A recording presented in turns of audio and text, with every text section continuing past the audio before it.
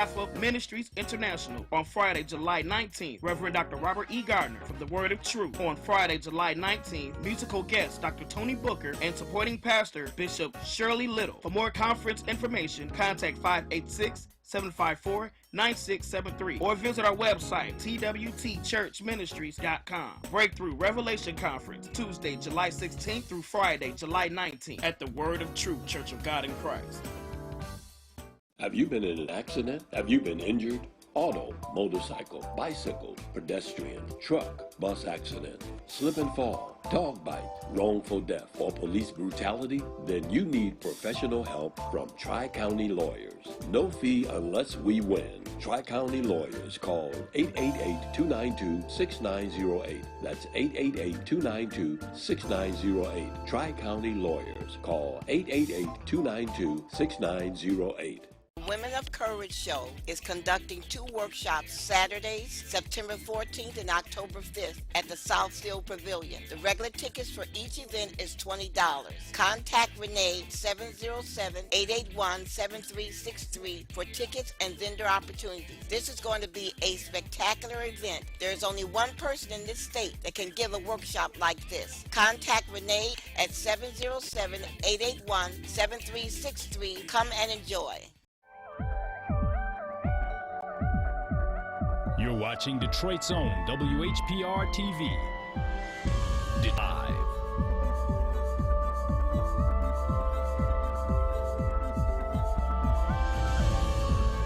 Hi, this is RJ Watkins. You can watch us 24 hours a day, 7 days a week on the WHPR TV Now app. Download our free app at WHPR TV Now.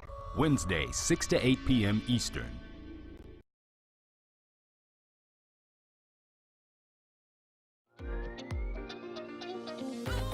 You're watching WHPS, Highland Park, Detroit.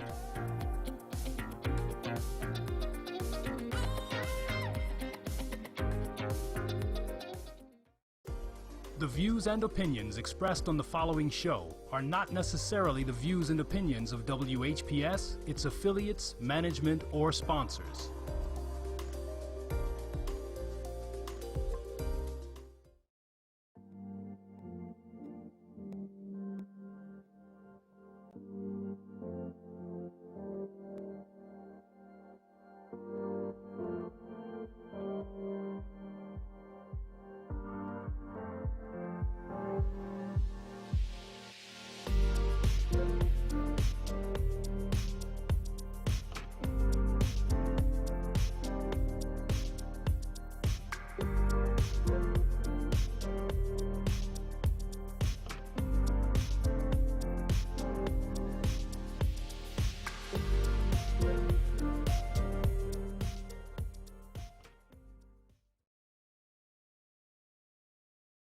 Rise and shine up and at 'em. It's a phenomenal new day. Are you ready for the business of cannabis?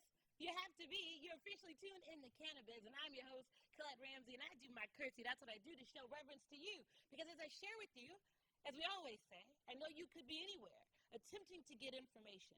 We know that knowledge is power. Shared knowledge is most powerful. But you're not going to get it the way that we give it to you here. We're in partnership with WHPS TV 33 and Cannabis TV to produce this format. Because at the end of the day, it is the business of the cannabis industry that I believe we all should be paying attention to. As we had an amazing conversation on last week, I'm so thankful to the former Senator Bertram Johnson and now the CEO of Blue Lotus Strategies, LLC, as he talked about what the governance looked like, creating policy legislation for this billion-dollar industry. And more so about the social equity piece and people of color who are disadvantaged, disenfranchised. Individuals are not taking part in this revolution, this revival, this whole space where it used to be what? Reefer madness. I thought about it for a minute. I was like, I can't even get it out because you don't even think about that time anymore. That marijuana was so bad and everyone was going to get attacked and women were going to be raped and all these things were going to be happening. But now you have Boehner, sitting congressman now over at a group. Everything is happening and that you need to be a part of it. And let me just say, I don't know if you saw, and I love to, if you follow me on social media, so there are a couple handles, either it's Cannabiz or it's All Access or whatever it looks like to you. If you go to the website, cannabiz.tv, that is our ongoing news portal for everything that is cannabis related in video format. And there was a piece, and I probably posted it yesterday, in a social media platform that talked about Bloomberg. Bloomberg did an article that states that white men are now heading all of cannabis corporations, as they do in the other corporations.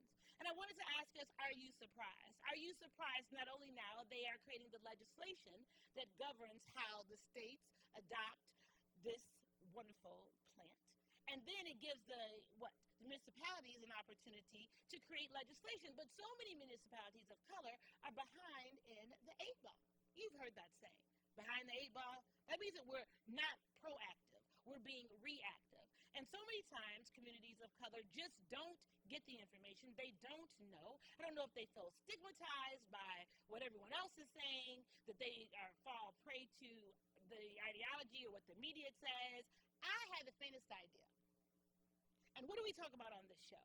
That at the end of the day, if you can't use this type of platform to create a reparations, if you will, a freedom, if you will, an opportunity to be a part of something that is revolutionary, then I don't know what other time and space will we be in. And there's a window of opportunity that is closing. The gap is closing. I shared with us that the Forbes article stated by 2024 that CBD alone will be what? $24 billion industry. That's just CBD. We know that this amazing plant has CBD, THC, as we talked about, and we're probably about 9 or 10 shows in now. We go way back. Remember that song, You and Me, Girl? Right, we go a long way back. That was back in Cannabis 101, that this amazing plant has a couple of different properties, a healing property, and of course, a euphoric, a high property. And we're talking about the medicinal piece. And then I also introduced to you what hemp looked like, the grow of hemp. George Washington, of course, had a hemp farm.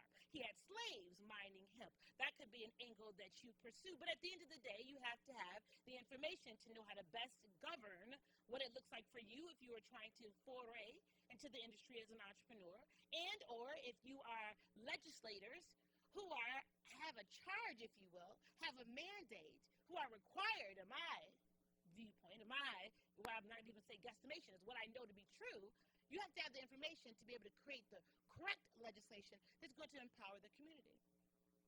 And then if you don't, if you're not forward thinking, if you are not proactive, someone will do it for you. So I have the pleasure today, there's a clip that I'm going to go to momentarily, but after that is over, we have him in the building. He is a friend. We've known each other. You know how when you were a young person, your parents would say, oh, I knew someone for 30 years. You're like, oh, how does that even happen? Well, we've actually known each other for 30 years. we go way back. He's so serious. He was serious. I thought I was serious in high school. Like, we had planned at that time we were going to rule the world. And he has just totally grown into who I knew him to be. So proud of him. He happens to be the chairman of the City of Highland Park's Zoning Board of Appeals. Let me get that right. And he's here today, Mr. Jamal Thomas, to be able to share what he believes the city is missing, how they should shape a conversation from a zoning perspective, what that should look like for us, and the questions that we should ask ourselves. And so if you can't get that adequate information at home to be able to make the adequate decisions, because there's a vote coming up, specifically in the city of Highland Park, like in a couple of weeks, like August. This ordinance is going to be on the ballot, and I believe a lot of the citizens in this municipality aren't even aware of it. And so today we're going to have a conversation. That lets you know the commitment that our leaders have to making sure, not all of them, but some of them, and the ones I believe where it matters the most, are here to be able to shape a conversation that gives you information so that you can make intelligent decisions. And if indeed what it looks like in its state does not meet your need, you know that there are other options. There's some other things that you can do to make sure that it is looking the way that you want it to look. I want to open us up with a quote. You know, I love those things. So let me get it. It's from George Soros. Now, normally I give the quote and then I give the author, but let me give you the quote of what George says. Proposition 19 already is a winner no matter what happens on election day. The mere fact that it's being on the ballot has elevated and legitimized public discourse about marijuana, and marijuana policy in ways I could not have imagined a year ago. The ballot, the voice of the people, is able to speak through the ballot. So the simple fact that conversations and rumblings created initial legislation, the proposition to allow you to vote, to allow you to exercise your voice on what it looks like for you. You know now that Michigan is one of the first. We were one of the first to approve medicinal. We were the first to approve recreational. And now we are at a space. What does that look like from social equity? Let me just tell you, I want to thank Senator Adam Hollier's office. I put in the request. Now, I went through all other people. Let me just say that. I put in the request. One day later, I got a list of all the individuals who are on the advisory board for marijuana, cannabis, for the state of Michigan. And let me just say, and a name can be a little misleading, and I'm very clear about it. And then the location from which they are coming from could be misleading as well, but I don't believe that there is anyone, if I listed those names and those locations of the individuals who are on this board, there was not a one from Detroit. There was not a one from an urban community on this advisory board that's going to shape legislation, specifically as it pertains to social equity for this region. We talked about how Illinois was just very proactive in what is going to be actually implemented in January of 2020, the expungement of up to some 800,000 records from minor criminal cases for cannabis that are going to change. It's going to really rehabilitate individuals who couldn't get jobs, who had student loan issues, barriers to entry. We know that well citizens produce well and healthy communities. It is a resource factor. If indeed you are struggling and challenged in your community with resources, then you resort to things that are less favorable in order to live and to survive. And so those are the conversations that we have. I want to shape it very clear to you. We're getting ready for a clip. Tim can let me know if it is ready, because now Michigan there's some new emergency rules that came through. Things are always changing. You know what's that whole adage, the more they change, the more they stay the same? So I want to introduce, it's a couple-minute clip, a 13 on your side is the source of this information that addresses the new emergency rules for selling marijuana, cannabis, in Michigan. And then when we come back, he'll be here. Mr. Jamal Thomas will be here to share his take, to give you his insight and his expertise as it pertains to what the ordinance looks like and its impact on this great city of Highland Park. So let's take a look at the clip, shall we? Michigan's emergency regulations for recreational marijuana. State issued the new rules just earlier today. They will allow the state to implement the marijuana proposal that voters approved last fall. 13 on your side, Sarah Maputa explains how the laws will affect the marketplace. Sarah? All right, well, they're finally here, and at least temporarily, the state has released emergency rules for selling legal weed, and they go into effect today. It's been legal since November, but rules are now on the books. After months of anticipation, the state has released emergency rules for operating a marijuana business. Emergency rules are now permanent. These emergency rules are only slated to last 6 months. If the department decides that they need them still, they haven't been able to really set rules in stone, then they can extend it for 6 months. So what are the big differences in the rules for medicinal and recreational? There's not much in the application process itself. These emergency rules added some license types. Those additional license types like the marijuana event organizer, the consumption establishment. The state is accepting applications beginning November 1st, so it will still be a while before you see dispensaries setting up shop. Applications for medical license holders will be expedited. Medical licenses who then have provision centers up and running, they can apply for the adult use and section off half of their store and start selling recreational if they want to. And for those planning to get a recreational license, make sure to have your social equity plan ready to go. The department decided that they want the people who are applying for the adult use licenses to have what they call a social equity plan. So that means is the businesses coming in need to develop some sort of plan to promote and develop a community that's been impacted more than others because of marijuana prohibition. Now, the department is currently working on a list of which communities those are, again, trying to promote neighborhoods that have been impacted negatively by marijuana prohibition. Also, remember that you cannot go into a medical dispensary to buy weed if you do not have a medical card. So did you get it, everyone? They're new laws. It's a new sheriff in town. And you have to be able to govern yourself according. Welcome, Jamal Thomas. Mr. Jamal Thomas. I was going to say Marley Ball. We don't go back. Really? Like I'm acting as if I have some level of professionalism here. Right. Because we were 13. We go way back. Right. It's a pleasure to have you here. Glad to be here. Thank you for giving us your time. Thank you very much for hosting me. It's no problem. So look, Law. Okay. John Show. This is really serious. We're in a state, in a space right now that I don't think that, specifically for people of color, we grasp the fact of what this opportunity can look like for us. I would agree. Especially in our lifetime, right? Because we're in our mid-40s. Before we get into ordinance, before we get into all of that and your position, what the first thoughts of legalized cannabis? What do you think about it? I think it's a good thing, actually. The initial prohibition of the plan wasn't caused by criminality. It was really competition between the paper industry. Okay. So there was a big push to make cannabis illegal in all forms, to open up opportunities for lumber and paper bearing. So if you go back to the early 1900s, you could get a prescription for cannabis from your physician to treat a wide variety of physical ailments. So it's important to know that the plant has been seen for its medicinal values for thousands of years, but prohibition has been attached to a social construct in many cases. It was very common that people used the product for relaxation, for relieving of pain, for pleasure, but there was a push by big business to control this product for reasons that had nothing to do with its natural properties. Right. Now, in all due fairness, do you see how eloquent he was? He is a chemist. Can we talk about by trade? Okay, I'm a chemist by trade. Right. I started my career with the Food and Drug Administration as an analytical chemist. There's some irony there.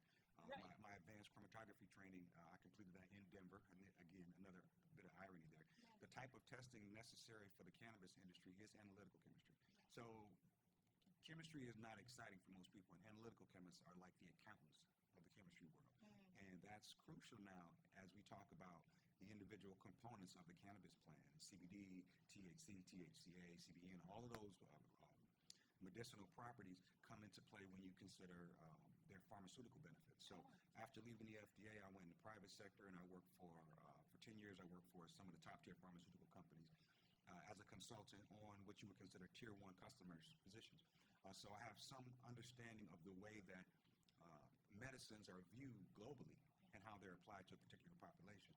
I spent the last 12 years working in supply chain for a tier one healthcare company. So I have an understanding of how this industry functions from the regulatory side all the way out to the patient side. So, and I've been a fan of cannabis science for years because I see the benefits there. I see the benefits in everything from building materials, polymers that can be developed. Just up the street at the Ford plant, Henry Ford designed an entire vehicle manufactured from hemp byproducts. So there was an understanding nearly 100 years ago of the value of this plant.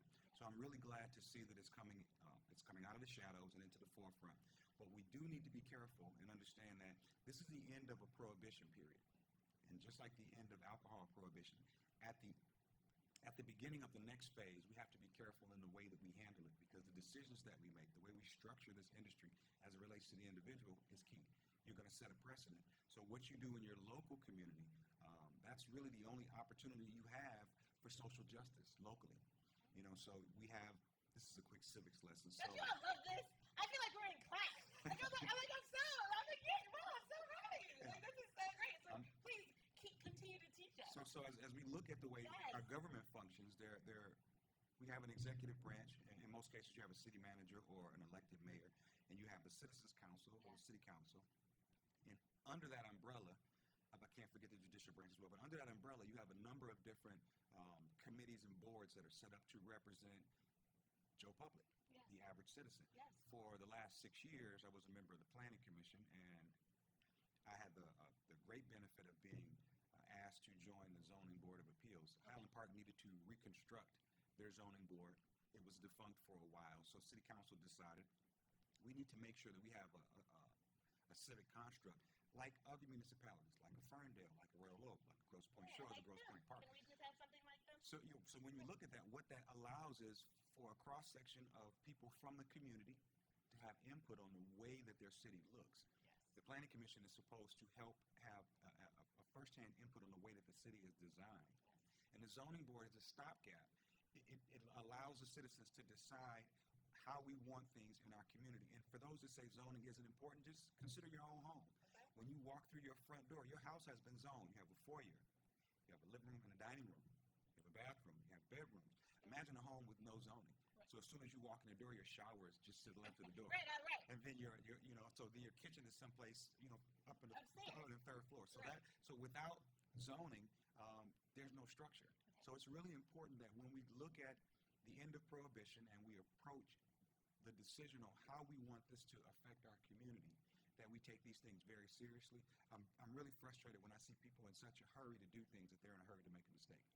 Particularly with our community, because we have the duty and we have the opportunity to set a precedent and to show the world that, yes, we can make decisions that benefit us individually. Yes. Yes, we can allow the legislative process to take place. Yes. I'm going to show, just have one What do thing. you have? He has some wonderful Okay. things for us. So, He's such a scientist. this little That's a map, map. this little colored map, you see all of these designations. Yes. It's a little busy here, Yeah, but this is the Highland Park zoning That map. is the zoning So map. if you imagine that the ordinances of a city are their laws. Yes. So laws can be enacted in two primary ways: through legislative action, through hearings, committee meetings, and a final decision, or through a referendum.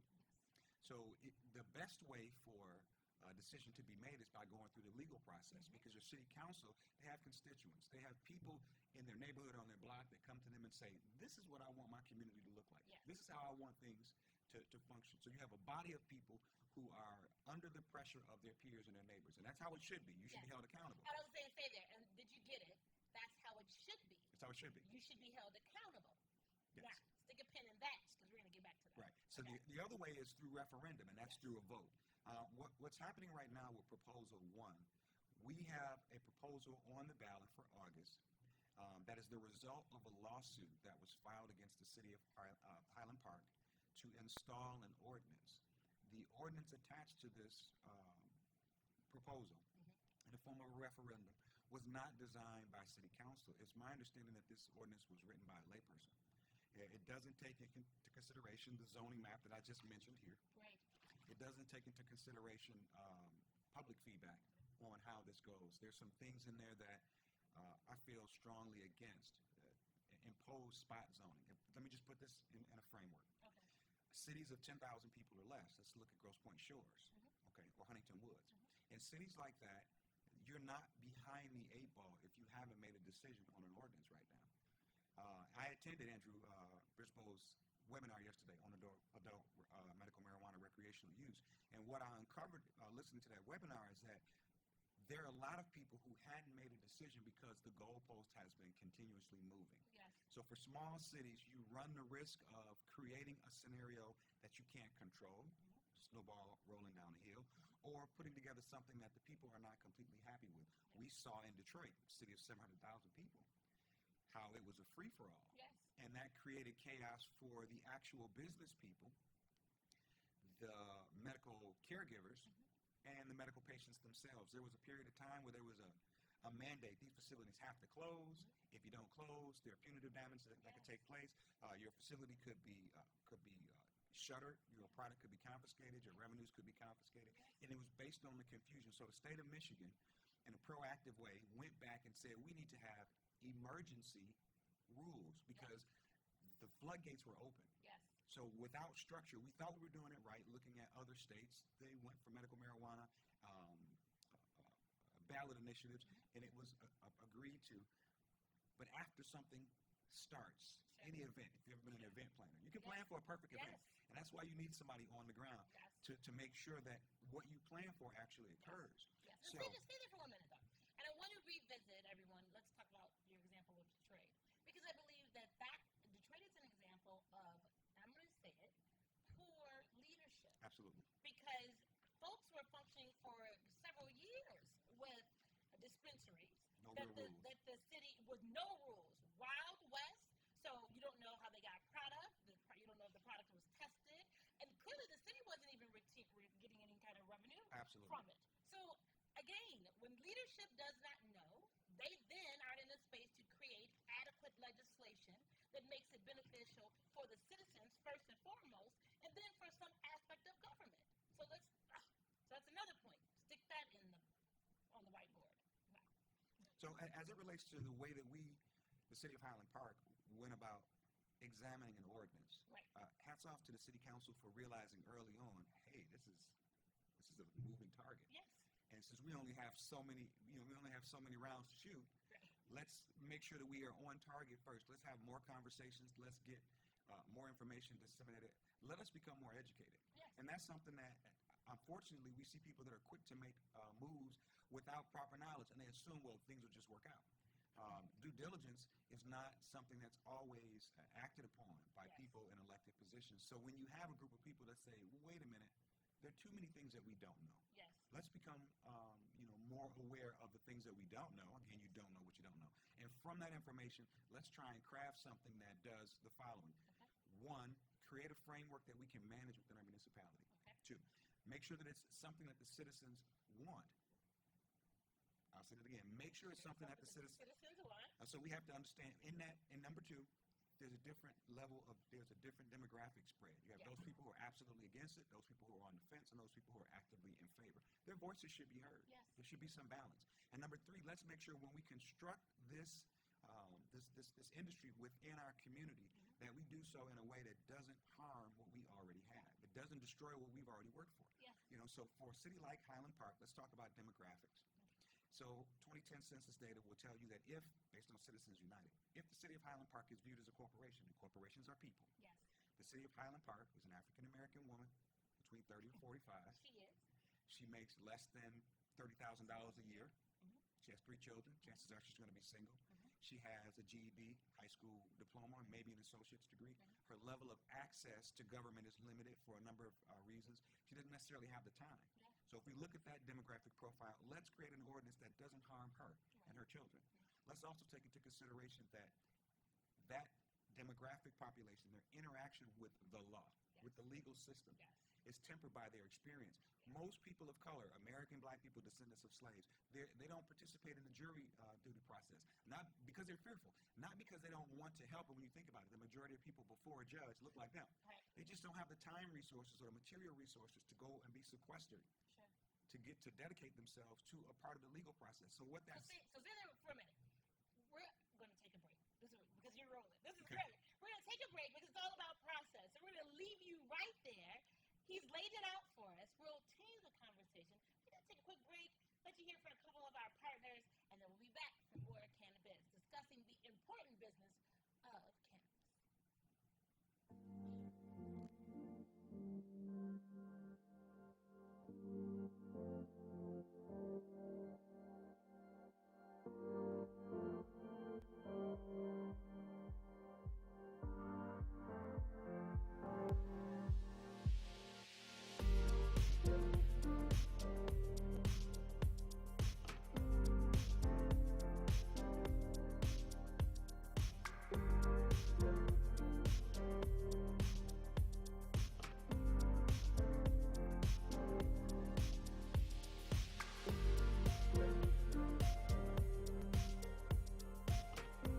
Imagine the rare opportunity to be positioned in front of an industry that still has a product just like water every human being on the planet needs to maintain itself, but yet still in its infancy, virtually unknown to most of the world. An opportunity that until now has been unattainable for the masses. Our company is Wakana. We are Wakana, what you've imagined. If you want to make sure you stay in good conversation, you gotta tune in to Coffee and Conversation with Colette, that's me, Thursday mornings from 7 a.m. to 8 a.m. on the only station, WHPR TV 33. See you soon. WHPR TV is now on Channel 90. Check out all of your favorite morning talk shows on Comcast Channel 90 every day from 7 a.m. to 12 noon, and watch us anytime, day or night, on all of your favorite devices. Download the WHPR TV Now app and take us with you wherever you go. WHPR TV is now on Comcast Channel 90 every day from 7 a.m. till noon. WHPR TV, a Watkins Broadcasting Company. You're watching Detroit's own WHPR TV, Detroit Live.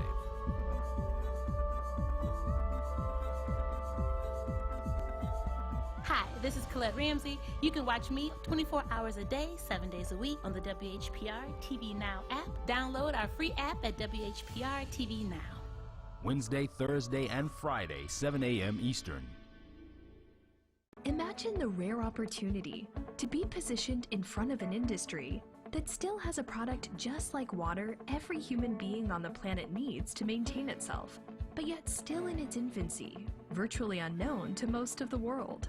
An opportunity that until now has been unattainable for the masses. Our company is Wakana. We are Wakana, what you've imagined.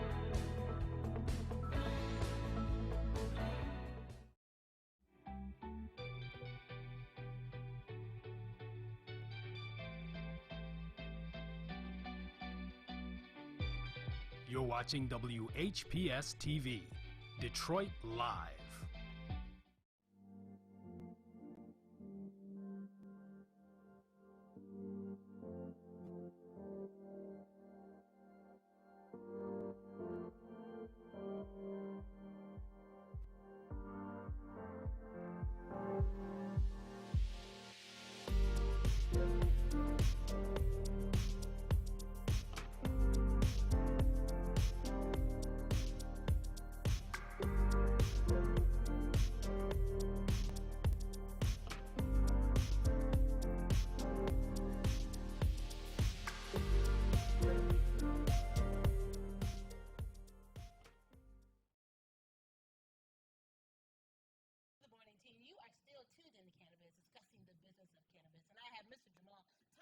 Chairman of the City of Highland Park Zoning Board of Appeals.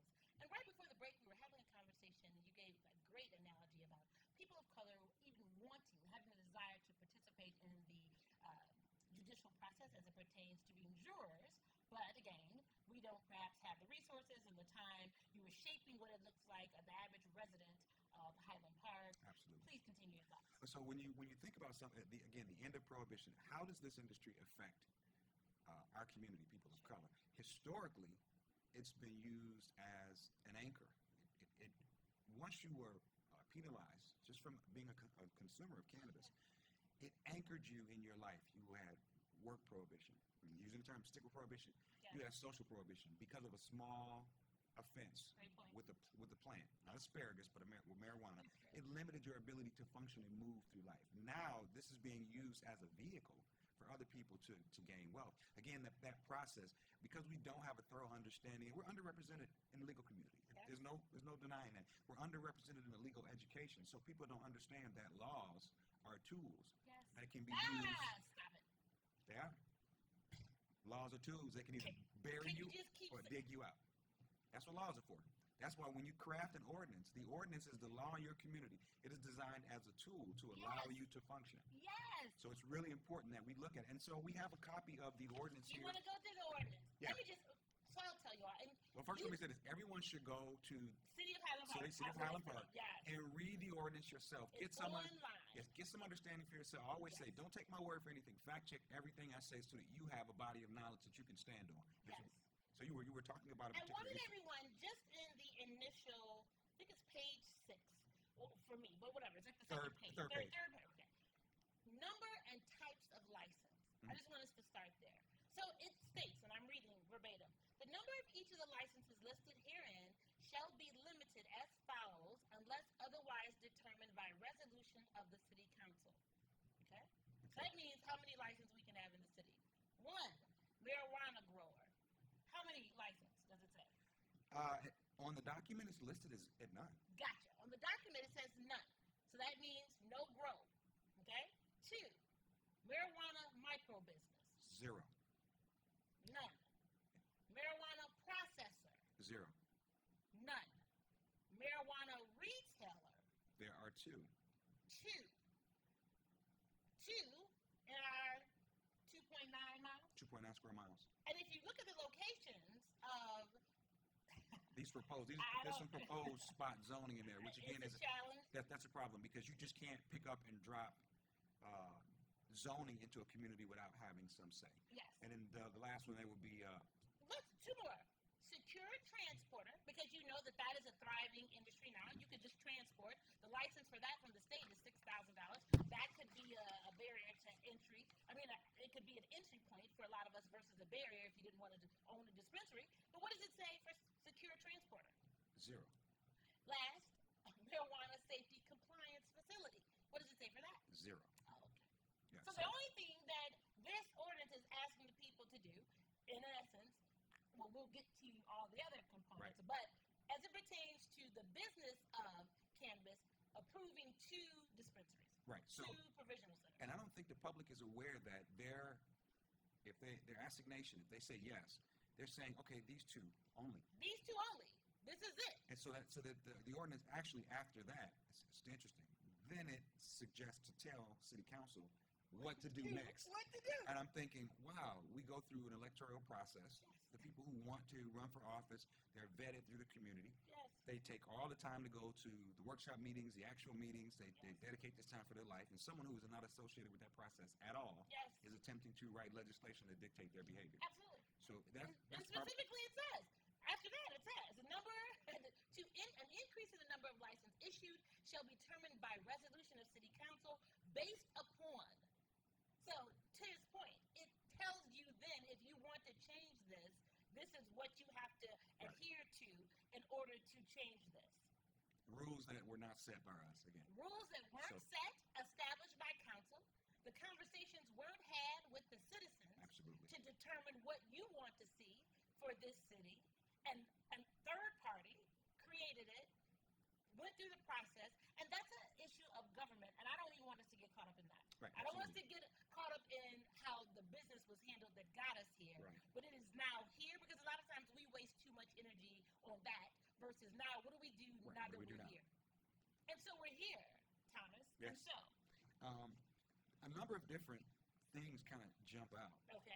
Particularly I'll see where you go, and then those are probably some of the things I want to particularly this spot zoning and dropping things in districts. So I heard from citizens in some of those hearings that they were very adamant about not cluttering Woodward Avenue. Yes. For Highland Park is a pass-through city for millions of people every day. Every day. They pass through, they throw their trash, they speed through here, they do all sorts of things. But the people who live here, where this is their normal environment, they have a say. They don't want to see their community, the value diminished. They don't want to see their quality of life reduced. Yes. And since we saw what happened, you couldn't drive up and down 8 Mile without seeing an adult entertainment facility and a cannabis facility. They were packed in right next to each other. And the people who live off of 8 Mile in the suburban communities as well as those in Detroit, they had strong feelings about that. It was problematic for them. Their normal path to and from home was obstructed by these things. Again, it's not an issue of we don't like business. We're trying to interfere with commerce. It's the fact that we want to decide what our communities look like. I'm all for construction, manufacturing, large industry. Would I want to live right next door to a plant? Probably not. No. Probably not. And if I live there first, I will be a little bit apprehensive about allowing that large industry of any kind to come and displace the quality of life that we have. And so stay there for a minute. And if you all, because I want you to be able to visualize this conversation, and I'm going to go from the onset of what cannabis looked like in Colorado. When they established the Breckenridge business, the social club, it was on Main Street. It was the main thoroughfare of the city because they wanted to see what that looked like. Once the citizens realized, no, I don't like the traffic, I don't like what it looks like, all the people that are coming into the city to ski, and they're like, so what did they do? City leaders created ordinance that moved them to the airport. So all cannabis businesses moved into the airport row, pretty much like we have an industrial park. Absolutely. And they set them up in that space where they could have their competition, they could have everything there. It's immediate access. We have access off of the expressway, right there through a major thoroughfare. They could go in and out, not disrupt our main line, Woodward, not have an immediate impact on the residents of the community, and we'd still be able to have effective commerce. Oh, but that wasn't an option at all. Well, not from what? Not from this particular order. Not from the authors of this. Right. Okay. So and there's been particular discussions about creating zones within the city. Yes. We do have a lot of open space. Yes. So to really position myself in this as a neutral third party in the seat that I sit, that is something that can be discussed at a later date. Sure. The idea of large-scale cannabis industry in the city is something that's possible. I want to make that clear. That is something that is possible. Why not, with the space that we have, the industrial spaces that we have, why not create an opportunity where you have large-scale production in the city, but allow the citizens to participate and decide for themselves how we want this to look. So often, the criminal justice system and laws and law enforcement, their answer for communities of color is more rules, more prisons, more invasive strategies, more surveillance. Yes. So their way of dealing with black people is to use force. Yes. Use legal force, use physical force, use intimidation, and to not give them an opportunity to make a decision for themselves. What I've uncovered in life is that if somebody pressures you and they want you to make a decision really fast, chances are they believe if you had time to think about it, you probably make a different decision. And that's just the truth. Yes. Under pressure, you're forced to do things that you feel I may not have any other opportunity. Right. So you make panic decisions. Yes. And we've been there since Reconstruction. Okay, we've been there since Jim Crow, where we were given no other option. Yes. It's the my way or the highway. Right. And for many of our ancestors, descendants of slaves, that highway was real. It was off the plantation barefoot. You do it my way or you're gone. That's right. So we have to, or you're dead. Or you're dead. So we have to go back to the beginning. Right, absolutely. We have to go back to the way that things are administered in our community. And they don't want us to know. The spot zoning that's in this ordinance, if it approves, it will drop a district close to what I feel so far has been one of our shining examples of personal resilience. It drops it next to Avalon Village. I haven't had a conversation with Mama Shu about this, but I'm sure it will be difficult for her to maintain that vision when you have, again, this competition. Come on. Let's Avalon, stay there. We want this to be really plain. If you didn't get it before, so Avalon Village has been a beacon of hope, tutorial, after-school programs, enrichment, and innovation, advancement. You all know Mama Shu. Right. I mean, she's been on Ellen. She's been internationally known and acclaimed for her work right here in the city of Highland Park. So one of the spots is literally, I'd say, a half a block. Yeah, about a half a block. About a half a block from where she is. So then what does that look like for the young people who are in that space? Right. I haven't had a conversation with her about it, but I mean, what I can say about the Avalon Villages, it's not a place. It's a spiritual gathering place. It's just not a place. It's not more than It is like a location, a destination. Right. It has a life of its own. It has an embodiment. When you go there, having lived here for 20 years, you get a sense that this is something that came out of a person's love for the community. So that's something that was birthed into reality, and she's traveled the country to make sure that the whole world knows about Highland Park and what she's trying to do and the importance of creating this village environment in our city. Yeah. And I don't think that she's been consulted. I don't know if she's aware. I'd have to have a conversation with her. And I have to, well, the truth of the matter is I don't believe that anyone was aware. So let's just call it for what it is. So that was something that would come out in public hearings too. The other areas that are zoned, who owns those properties? This information that you can find out. You can go on LandGrid. You can go to Wayne County tax site, and you can find out who the ownership of those properties. But why those areas, and why were the citizens not given an opportunity to decide if this works for us? All these other things were created. Our transit-oriented development, that zoning took a number of years. Yes. The M1 rail was a process that took many years. Yes. Okay. The Parker Village, they did their due diligence. They came and they asked for zoning variances to make sure that as they move forward with their process, that they were respectful to the community, that they were transparent, and that they were doing something that they know they could engage the public in and be partners in. So those are two examples of projects that have been successful that are they're organic to the community. And look at the efforts that those people took to engage their neighbors. We all know them. They have been here. They've been putting in work, but they took those steps to make changes to zoning as it would affect those individual communities, and it was a process. They respected the community. How can we have something like this take place, where an ordinance, we were sued to have this proposal added to the ballot? Right. Let's talk about how I got here. So we were sued, and I just think it's so interesting. There's a part in this document that you'll read. It literally says, zoning approval. Now, you're the chair. Zoning approval shall be required prior to issuance of any license.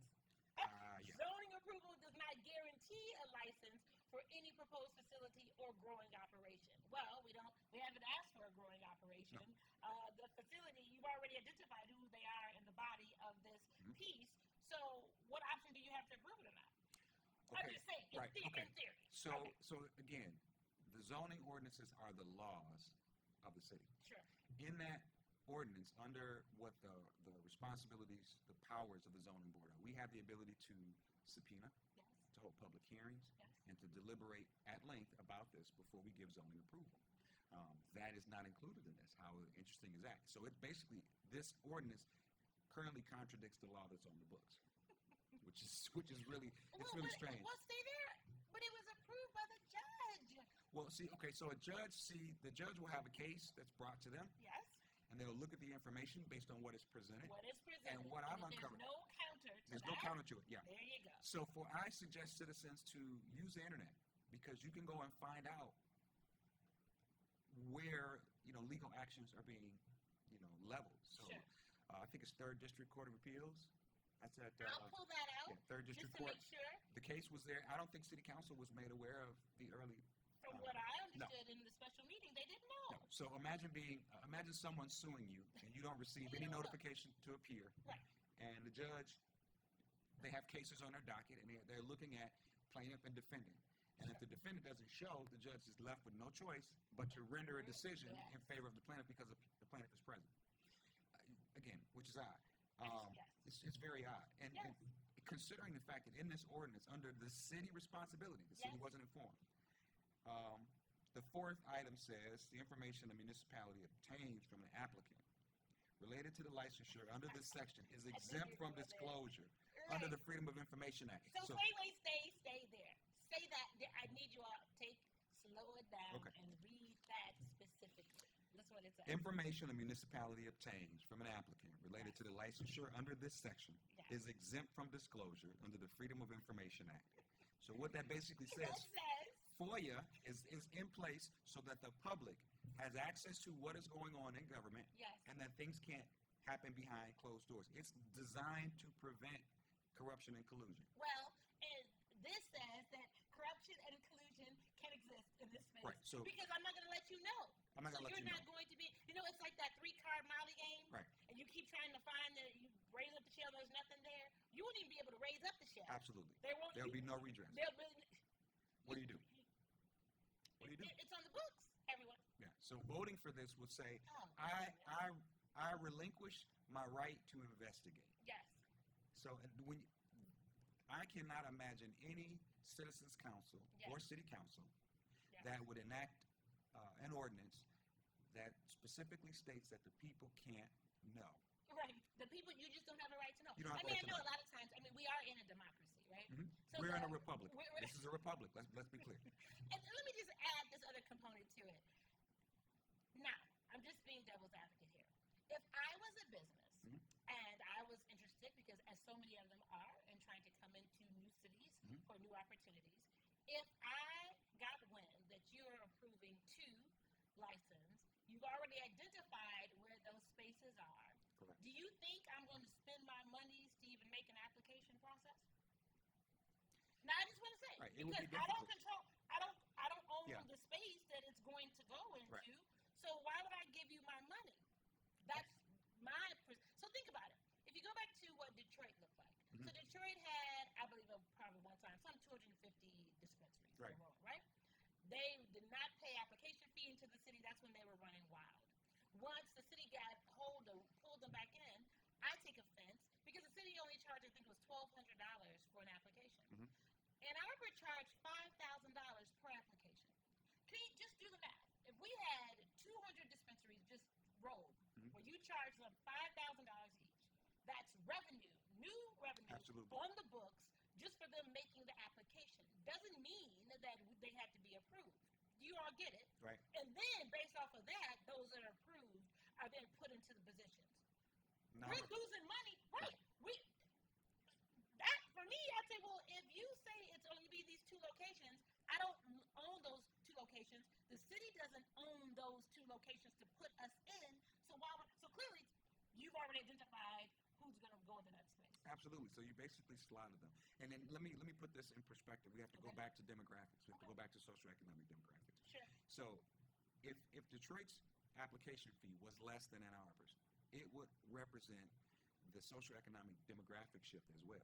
So that a $4,000 or $5,000 application fee in Detroit is within reach for some people. If you think about it, based on the racial wealth gap, the average black family, their total net worth, how much you make every year, Sure. after debts, offset by income, was less than $1,200 annually. So in a city like ours, we should have a process that awards a point system, or we should have a graded application fee. Otherwise, it will be virtually impossible for the average citizen in Detroit who has a backyard garden and says, you know what, I can do this, I can work my day job, I can do this. This could be a supplemental source of income for me, but it's economically prohibitive. Well, stay there. That's where social equity comes Social in. equity is extremely important. Hello.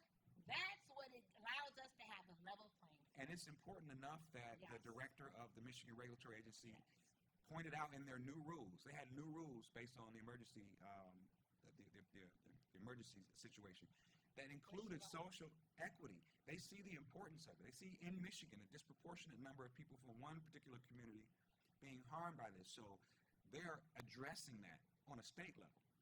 Well, they should. Well, that's that advisory board that I told you. Right. I don't know who's on that board. I didn't see any. It's very difficult. It's sort of like men having a conversation about women's health. If you're not, that's what I'm talking about. Yeah. How can you talk about social equity when someone of color isn't on that board? right, it hasn't affected you. So it's very difficult for you to have any empathy. It's very difficult for you to have a firsthand experience to say, I know someone from my life who has been disproportionately harmed by this prohibition. And so I can speak for them and their family, their representative community, and say, here's some of the things that we have to do to try and make these people whole. And that's the goal. That's what, when an ordinance is passed or when things want to happen in the city, that's the goal that's placed upon the zoning board. It is incumbent upon us to make sure that the city is whole in the process of trying to move forward. We shouldn't leave any gaps. No. We're your neighbors. We're the people down the street. Yes. We have varying levels of expertise and education. We bring that to the table. You don't have to have a law degree. You don't have to have a master's degree. You have to have a point of view. You have to be a discerning individual. And you have to ask the questions that the average layperson would ask as it relates to benefiting your community. Yes. And we're not, this ordinance does not give us an opportunity to have our voices heard. It does not give us an opportunity to pick line by line how we want this to affect our community, not just now. And unfortunately, politically, people focus so much on the greatest generation. They are great. Yes. But for my parents and my grandparents, later in life, when they got into their 70s, it was important to them to create a legacy that would outlive them, to do things in a way, the right way, to structure things that will benefit not just generation, not just what happens to my pocket, but to my children, to my children's children, 7 generations down. Do you all get it? I mean, we technically probably have like about 4 minutes left, right? So we're going to do a summit show. I'd love for you to come back. It'd be my pleasure. I know we have a couple of weeks, and everyone, I'll be out in California next week. There's a cannabis conference because I have to be able to get information and create relationships and synergies so I can bring the information back home. But maybe that following week, because that'll probably be a week prior for the election. Before the election. So we can think about if that works in your schedule to revisit this thing. Because I really want us to be clear that if indeed there is a no, that as Mr. Thomas has stated, you can do something else. And we are. We don't have to be forced Right. into accepting this. So unlike our historical past that people hold you hostage or you're threatened or they take your firstborn and all those things, you can say, you know what, based on what I don't know and understand about this ordinance, I can say no. And then if I say no, that gives a charge to go back to the drawing board and create something new. You don't have to be forced. The city has gone without established dispensaries for this long. A few more days, a few more months, I believe. Absolutely. Well, as of November 1st, they let us know. As of November 1st, the emergency rules are going to be in effect. Okay. They will be on the books for 6 months, and that gives them an opportunity to tweak. Yes. So the state is saying, here's what we think will work, but we may need to tweak it. Our city council should be allowed to do the same. Yes. Here's what we think will work, and we should have the latitude to tweak that decision. You cannot take that away from the Citizens Council. Sure. If the state of Michigan is saying this is how we're going to operate, we should allow our city council to operate as well. They put time in. There's a lot of work. It's not easy. Anybody who's ever tried to go have dinner with friends, if it's just you, you go exactly where you want to go. Right. But if you have dinner with friends, you have to have a conversation. You have to have a discussion so that everybody won't be happy, but everybody gets fed. And that's the important thing. Yes. Everybody needs to get fed here. And then there's another factor I think it's so prevalent in our community is that there's an election as well. There is an election as well. So you have to be mindful of what leadership will look like because leadership could have a different face. Absolutely. And so It could. depending on what that looks like, it will have an impact on the vision of what the ordinance looks like and the opportunities as well, everyone. So we just want you to be in a space where you have the adequate information to make the best decisions. How would you like to sum up the conversation for today? I'd like to ask the citizens to read the proposal that's on the ballot. Okay. I want them to do the following. If something in that proposal doesn't sound right to you, use your better judgment and discernment. If someone asks you something that doesn't sound right, what do you typically do? You say, I'm not sure. I need to think about it. And at this time, I really can't agree with that. So we're asking people to be informed. We're asking people to read the ordinance and have conversations with their neighbors. Please have more conversations about this and deliberate over this as much as you can between now and Election Day. And tell your neighbors there's going to be an election. Can we do that? Can you please? And guess what? And at the end of all of it, this is one of those situations where you don't have to know everything. Right. Because a lot of times we get in spaces that we feel the pressure that I got to know. Yeah. It's okay if you don't know. Right. Because there are those of us who are here to give you the adequate information because this sets the precedence for what it will look like for generations to come. And we know that applied knowledge is power. And we want to make sure that you continue to get that. Everyone, our time is up. So appreciative for who you are, Mr. Thomas, My and pleasure. what you do and the leadership that you continue to display in this great city of ours. And I'm more appreciative of you because I know that you could be anywhere doing anything and you chose to tune in to be in a space where you could get some information that would make a better conversation for you. And share that. If you are out of the Highland Park region, I want you to share that with individuals that you know that live in Highland Park. Maybe can have some influence and shaping some conversations and calling up the city hall. Maybe you need to call up the city hall and say, you know what, hey, I heard about this ordinance and I'm not comfortable with it and I'm asking leadership to do something else. Or at the end of the day, you could call us because we're based right here in Highland Park. We reach the world, but we're based right here and we can make sure that that conversation is shared. And as I shared in the special meeting and I'm sharing to all the elected officials, you have the opportunity to come and sit right where he's sitting to be able to have that conversation as well. It's open format. If we don't share the information, if I can't share, that's why this platform was created. It was created for us to be in a space where we would have information to shape the business of cannabis. It's not about just smoking to get high or trying to get everybody to create some recreational space. That's an issue too. And it can be lucrative as well. I just want us to have the information to make better decisions, Thomas. It's really that simple. Yeah, the future belongs to those who prepare for it today. And so we're preparing. To whom much is given, much is required. Who would have ever thought when we were 13 that we'd be sitting here now having this conversation? Oh, yeah. Wow. Yeah. It's important. It It's is. important. So I appreciate all of you. Our time is up on today. Make sure that you share this information. Make sure that you have a conversation with someone today that you normally wouldn't have. The ability to walk by and just speak to them can incite something that gives people hope. I pray that you are encouraged, enlightened, and empowered to continue to make your moments matter, to make today amazing. Look forward to seeing you bright and early tomorrow morning for Coffee and Conversation with Colette right here on WHPS TV 33.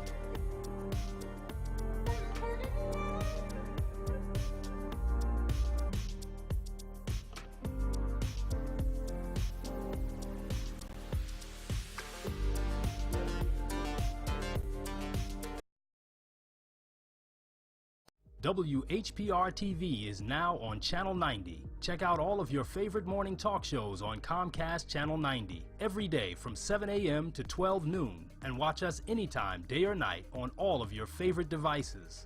Download the WHPR TV Now app and take us with you wherever you go.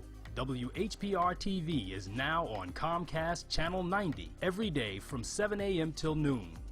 WHPR TV, a Watkins Broadcasting Company. Breakthrough Revelation Conference, Seeking the Knowledge of the Holy Spirit, takes place Tuesday, July 16th through Friday, July 19th at the Word of Truth Church of God in Christ, 7101 Rivard Avenue in Warren, Michigan, at 7:30 p.m. A pre-worship conducted by Minister Rosetta Archer from 6 to 7:25 p.m. On Tuesday, July 16th, Chief Apostle Dr. Prince A. Miles from International Gospel Deliverance Center. On Wednesday, July 17th, Pastor Arthur Downs from Redeeming Faith Church. On Tuesday, July 18th, Pastor Miranda F. Pope from Rathfup Ministries International. On Friday, July 19th, Reverend Dr. Robert E. Gardner from the Word of Truth. On Friday, July 19th, musical guest Dr. Tony Booker and supporting pastor Bishop Shirley Little. For more conference information, contact 586-754-9673 or visit our website, twtchurchministries.com. Breakthrough Revelation Conference, Tuesday, July 16th through Friday, July 19th at the Word of Truth Church of God in Christ.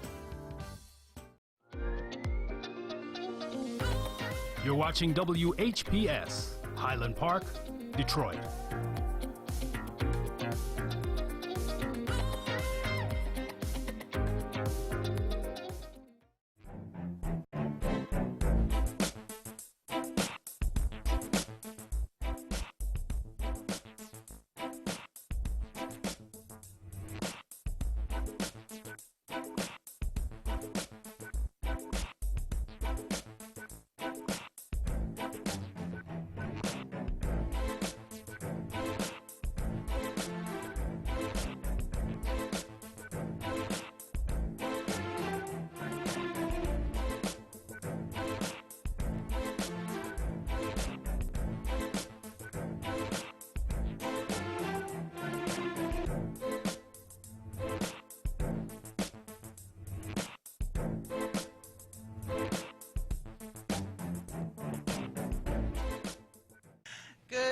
Good morning, and welcome to the Brenda Perryman Show right here on TV 33, WHPR, Comcast 90 in Detroit and all over the world, courtesy of the World Wide Web and more. We also have the WHPR app that you could download on your phone, so you can watch us anywhere, everywhere. And I have a great show for you this morning. My second set of guests, they have been coming on the show for years. They started off as little boys sitting on their father's lap, and now they're teenagers, but they're entrepreneurs. And it shows you how young people can start their own businesses, which these young men have. But my first guest, I'm so excited to meet her and to talk to her, and this is Tanisha Brugnoni. Yes. I got it. You got it. I got it. And she has the Idlewild International Film Festival. Yes. Thanks for having me on, Brenda. Oh, it's my pleasure. It's my pleasure. So let's talk a little history. I mean, have you always been interested in the arts or film? Yeah, so born and raised in Detroit, Michigan. Went to Denby High School, graduated from Wayne State University. I majored in media arts and studies with a production track, so I have a background in producing mainly. And even before that, I used to do poetry events. Always was a writer. Yes, I used to do poetry events all over Metro Detroit. So I've always been in the arts to some degree. Right. Poetry events, I tell you, I'm a poet. Oh, really? Oh, yeah. Okay. And I know Jessica and all. Cool. All Jessica Caramore, Omari, yes. Wise, yes. Well, I used to do a lot of open mics and stuff, and then I ended up going on tour and just a whole bunch of other stuff. Awesome. But poetry is my thing. I love that too. Well, I told you I love the arts. So after Denby, is that when you went to Wayne or what? No, actually I did not go to college right out of high school. I actually had children first, and so I was a parent with children while I was going to school at Wayne State. So Full-time student, full-time parent, Wow, that's working. a challenge. That can yeah. be a challenge. So it took me a little longer than, it probably would have took someone without raising a family to get through college. But eventually I did prevail. Right. And so in college, you took film studies and all of that. Yes. And so was there a particular concentration? You said producing. Producing, right? yes. Now, what does that entail? Mostly the business aspects of filmmaking. I was actually part of a group called the Michigan Creative Film Alliance, and that was part of the program that when we had the film incentives, they supported that. Do you recall that a few years back? Yes, of course, of course. So I was part of that group. I was trying to fight against those incentives being taken away because they had just come, basically, right? And then they took them away, and I still don't quite understand. A lot of political stuff. It was very political, very Yeah. political, because it just felt like many of us could get in the game, really. Yeah, there were a lot of opportunities opening up for people like me who did not want to leave Michigan. I was able to produce a couple of short films. One film was called Beauty Queen, and that premiered, I believe, at the, I want to say, Blue Water Film Festival. I don't really remember. It was quite some time ago. And then we did another film called Downriver, and that film actually won about 5 or 6 awards. So it was really a successful program. It just did not have the support. So since that last film, Downriver, they haven't been able to put the program together. Yeah, but people are talking about incentives maybe coming back. I thought they were good. Yeah, I mean, I don't really know, because what the problem was that I heard was that there was not a way of measuring, how everything was affected. But see, the thing was, they didn't give it an opportunity to kind of play out. I mean, it seemed like they were canceling. They started canceling it before it really got off the ground, because people were, I mean, I saw so much energy during that time. Yes, yes. There was a lot. And there's a resurgence of that energy now. Actually, my festival is supported by the Michigan Film and Digital Media Office, so they are supported. Wow. They did give me funds towards this. So they see value in what we're doing with the film industry in Michigan. Oh, wow. Wow, wow. So, Idlewild, why Idlewild?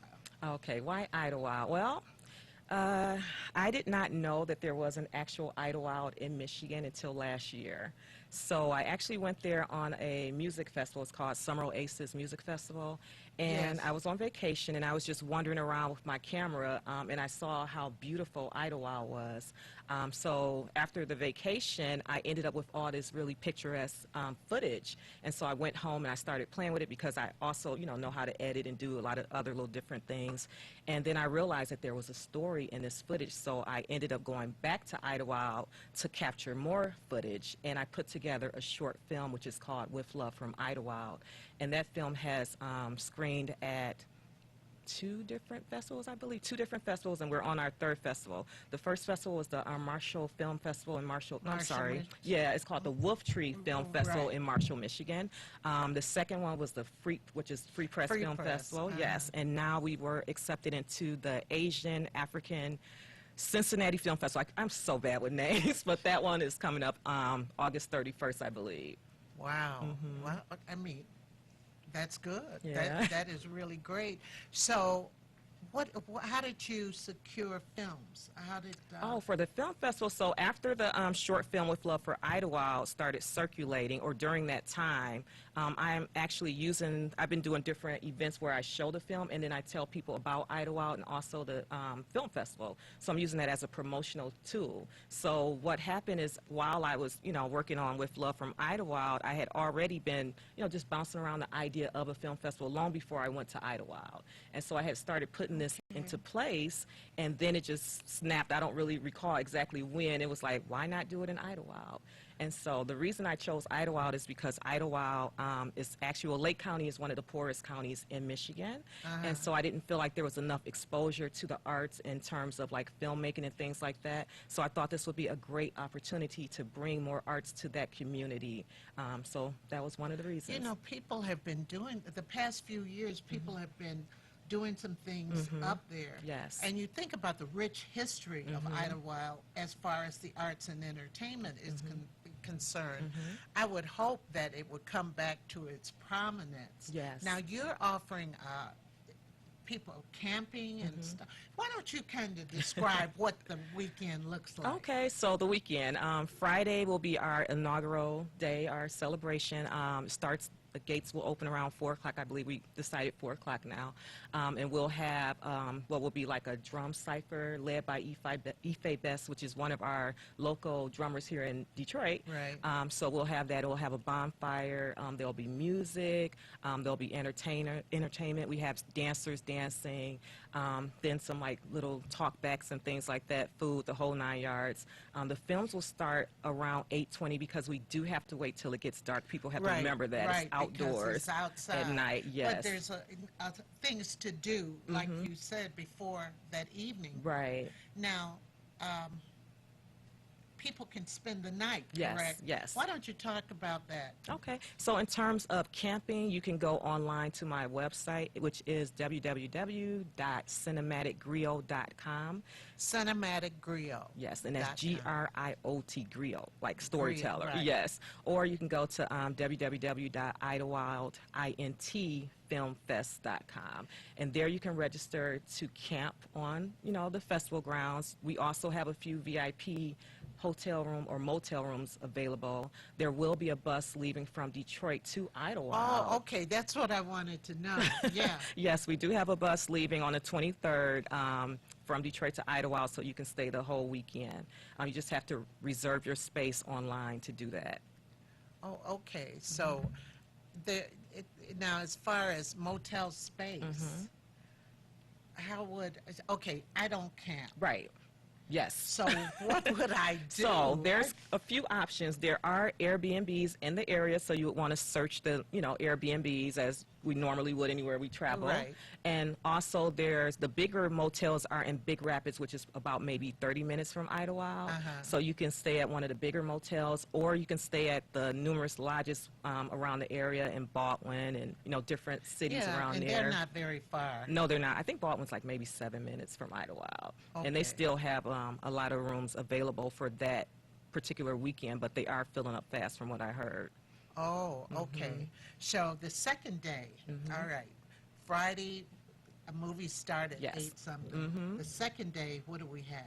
So even after the movies will run for maybe, I think it's like 2 hours and 20 minutes. I can't recall exactly. And then after that, you have your after party. So we have DJs that will be playing house music, different types of music, so you can party until like 1:30 or till they tell us enough is enough, the county. But then Saturday, basically you'll start all over again. The gates will open at 4. We'll have, let me back up, actually. Saturday's a little different. Saturdays we do have indoor screenings and workshops. Do you? Yes. Tell us about that. Okay, so we have 2 workshops. We have one workshop, which will be a screenwriting workshop, which is led by Oakland University. That's great. And that's a 2-hour workshop. I'll have more details to that on our website on the 17th of this month, July.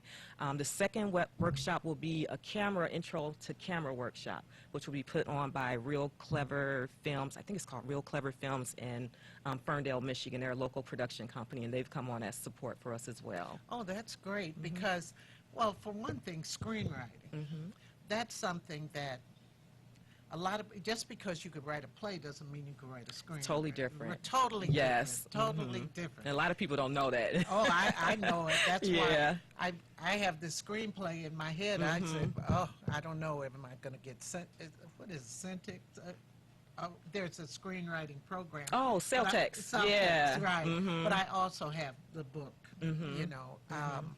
so, but it's good to take, I know how to write treatments. Right. There's certain things that people need to know. They have to, because otherwise it just becomes a big nightmare and a mess for everybody involved. You do want to take screenwriting courses if you want to do any type of filmmaking. A lot of people try to skip that. Even if you do it online, no, you can do it online now. You have to do it. You have to do it. Yes. I wouldn't even think about doing it and not knowing how. Because people have to be able to follow what you're doing. Exactly. We can't get into your head. Yeah, people can't get into and you want them to interpret it the way it is, So you'll have indoor films and outdoor at night? Yes, same thing. The indoor will start, I believe we start at 12. And actually, in addition to the indoor films, we have the Black History 101 Museum is also traveling to Really? Idlewild. Yes, so they will be there, and they have a exhibit of over, I can't remember, was it 700 artifacts? He has quite a large selection of things to look at. Wow. And we also have Who is voices. oh God, I don't want to mess his name up. I think it's Kahim. Please forgive me if I forget your name. Terrible with names. But yes, just Google Black History 101 and his name will come up. Right, yeah. right. But yeah, he's going to be there. He's also a native Detroiter. And we'll have art exhibit from the Voices of Idlewild, which is different artists locally and also artists from all over. And people can network. They can, out of things like that, you could get the cast to your next film. Yes. You could get your production crew, all of that. Right. I would go, because tell the audience, who do you want to attract? I want to attract pretty much people who love nature and arts, because those things to me go hand in hand. We're not exposed to enough nature here in Detroit. You know, we have little pockets of things here and there. Cement. Yeah. And so for me, it was life-changing because, I realized that was something that was missing. I do garden and do things like that, but just connecting in that type of atmosphere where it's pretty quiet and laid back, and then at the same time you have, the music and things like that. It was just the perfect combination for me personally. Right. So I recommend it for everybody to go. Plus the history of Idlewild, that was the place that segregation built. That was one of the few places that we were able to travel to as African Americans before integration. So it's important that we know our history and research and learn. Right. Well, so many fabulous historical entertainers performed there. I mean, it was just a mecca. Right. It really was. And people from all over the country went to Idlewild. And it can be that way again if we put some love and put some, work into it, and that's what I'm doing with the film festival. I feel like this is just one of the various things that are going on in Idlewild to help rebuild it, to make it what it was, or better. And our own Maxine Willis, who works here at the station, she grew up in Idlewild and worked in Mr. Letman's store. Wow. And, I mean, it's just amazing what she talks about, because a lot of people, that was their resort or vacation, but growing up there, she has so much history about the community of Idlewild. I'd love to hear her stories one day. Yeah, oh yeah, she has them. She has them. It's just wonderful. And I wanted to ask you this. As far as food, what would people do? I mean, are you going to have vendors? How does this work? So vendors, yes, we will have some vendors, but there are also people who are bringing food, like the campers. They bring their own food, they barbecue and things like that. Oh, okay. Yeah, but vending has been kind of challenging for Idlewild. We do have some vending, but it won't be like a huge, mainstream festival where you'll have 30, 40 vendors. Right. So that is a thing that's a little challenging because it's 50% rural. It's a rural part of Michigan. Right. So just come prepared, pack a picnic lunch or whatever. If you're staying the weekend, then there's restaurants around. There's things like that you normally would have anywhere. But it's a little bit different than here, where we can go two steps away to get food. You want to be prepared and think that that you may have to buy at the restaurants, local little restaurants and things like that. Wow. Now tell us about some of the films. Oh, the films. Oh, my God. I'm so excited about the films, first off, because it's a first-year festival. I was not expecting to get really good films, and I really feel like I got some really good films with just excellent production value. I've had over 91 submissions. Wow. Yes. Isn't that crazy? And so I know I got a lot of gray hair just narrowing it down. So we're down to 39 films that we're going to screen. They're all short form. We do have one feature-length film, which is called Detroit 48202 Conversations Along a Postal Route. Have you heard about that one? No, tell us about it. It's a beautiful 48202 if you live in that zip code. Yeah, it's was directed by Pamela Sporn. She's a local filmmaker, and she did a wonderful job of just explaining how the housing crisis affected Detroiters and different political things that played into place. And I don't want to give away too much, but she did a wonderful job. But was it around a certain year or what? Just she followed years. Yes, she followed years, and she. Where is 48202? I don't know. I think it is somewhere. It has to be somewhere near the Wayne State area. I would. Yeah, think. I think think it would be, because, well, I know where 04 and 06 are. And I know where 01 is, so I'm thinking it's over there. But you know, this is a guess. So yeah, the housing crisis and so much has happened in Detroit as far as housing and African Americans. Right. It is. Yeah, and a lot of it is crazy. not our fault, which was exposed in his documentary. Right. And so there's been this long-standing tradition of blaming the residents for the state of Detroit, and a lot of that was beyond our control. And she does a great job of explaining that and breaking it down. Well, of course, because Black Bottom, I think about Black Bottom, which was initially not a black area, but then as black people migrated from the South, they were kind of relegated to that area. The sewerage was bad, very little lighting on the streets. I mean, people had to live, I mean, it was terrible. Wow. And the environment there was not good. You know, people did the rent parties and all of that just to survive. And landlords did not take care of their property once blacks moved in there. So there's so many forces that impact the situation Especially today. poor communities. Yes. Yeah, it's like it's expensive to be poor. It is expensive to be. Yes, yes, yes. There's so much, and people want to just blame. But there's a reason for it. Yeah, and what I love most, and I don't want to tell too much, but what I love so much about that documentary is that she spoke to the youth in the city. Great. And because what she learned is that a lot of young people were feeling like it was our fault or their fault for the state of the city. And so the way that she told the story, it just revealed that it wasn't. And so it kind of inspires and builds up our young people. And I love that. That's wonderful, because that's been kind of plaguing me a lot, is because I don't know how to, I want to get to them and let them realize the rich history and the people that they come from. Right. This is not like, Detroit is not ordinary. You can No, go it's anywhere and not. you'll meet like people who have all these tremendous skills and just talented, and you can't find that in a lot of different places throughout the United States. Right. And we're undervalued, and we don't understand our own talents and history a lot. And that, I mean, I guess part of it is me having been an educator, trying to just bring them up and let them see the history of it all. Right. That's always been very big in my tool house. We need people like you, so thank you. No, I love that. Yeah. I'm getting ready to do another project that deals with the young people. Awesome.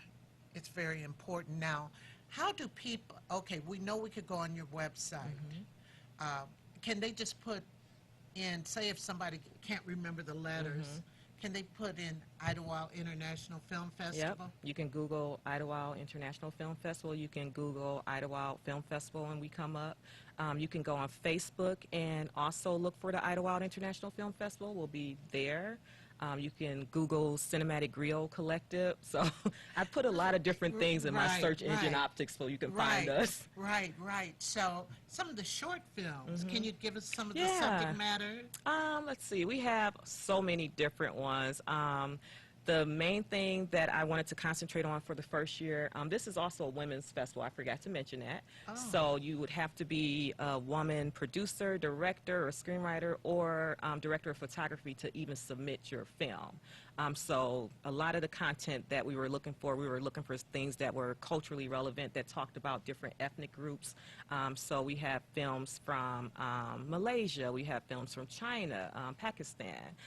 Where else? I want to say Kenya. So all over. And of course we have our, Detroit stories and USA stories.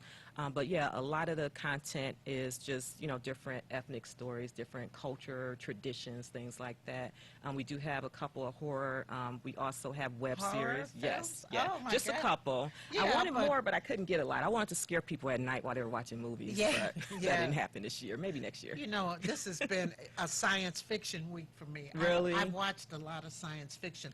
Old science fiction. Awesome. I love Because, science fiction. and I was telling a filmmaker, a friend of mine, last night, we were talking, he's in LA, and I was telling him that I need him, he's seen the remake of Invasion of the Body Snatchers. He needs to go back to the original Yeah. one. Okay. The original one is actually a lot scarier. Really? Than the first one, because the original one, I mean, they left a little more to your imagination, and you started wondering. And have you seen the original Invasion? Oh, God, so long ago. I can't remember, probably as a kid. Check it out again, because to me, they had gotten into personalities, but got into the story. Story is very important. Story is very important to me, too. And then The Day the Earth Stood Still, the black and white version. That was 1952 or 54. But the thing about that was about a Martian who comes to town, well, to Washington, D.C., really for peace. Right. And they equated that to the story of Jesus. Oh, okay, I didn't know that. I mean, this is years later, and I've seen that film a million times and never noticed how this man comes, he tries to help, he is maligned, he is killed, and then he is resurrected. Okay, I in never the thought spaceship. about it that Look way. at it Okay, that way. I am. I mean, sometimes it's good when you're doing film or studying film to look at history. Yes, yeah. It's very, very Especially important. remakes, yeah. When These somebody remakes, stuff. they overdo. They overdo. They I dummy like down. original. I think they dummy it down a They little dumb sometimes. I don't it mean to down. be disrespectful to the writers, but sometimes they dummy down a story that was very, well thought out, and just when they redo they it. add a lot of extra stuff that isn't even necessary. So, listen, Idlewild, the Idlewild International Film Festival, dates are August 23rd through the 25th, with the 25th being our VIP and our award ceremony. So we have 2 full days of festival events, which is the 23rd and 24th. And then the next day are the VIP and award brunch. Yes. Wow, that's going to be so exciting. I'm very excited about it. I am. I mean, if you want me to continue to make some announcements about it, That'd be great. I don't mind. Just send me a press release or something. Awesome. I'll Thank do that you. for you. Yes, I love that. Because I love for people to support film, and film now is streaming. It's all over the place. Right. So you heard it here, folks. Tanisha, she's doing a yeoman's job. I hope you have a crew. I do. I have up like 27 volunteers now, so I'm happy. Oh, great, great. So thank you, volunteers. Okay, shout out. So stay tuned. We'll be back in just a moment with the Austin Brothers.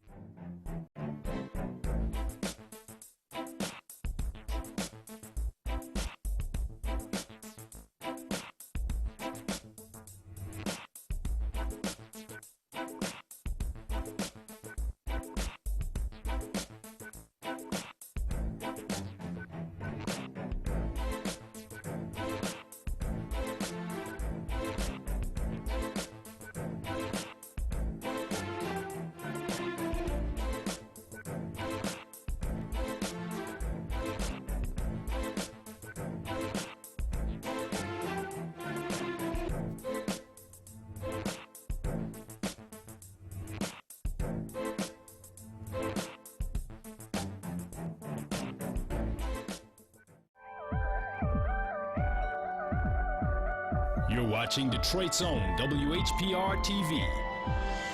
Detroit Live.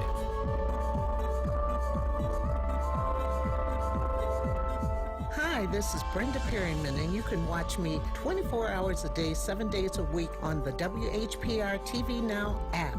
Download our free app at WHPR TV Now. Fridays at 9 a.m. and 10 a.m. Eastern.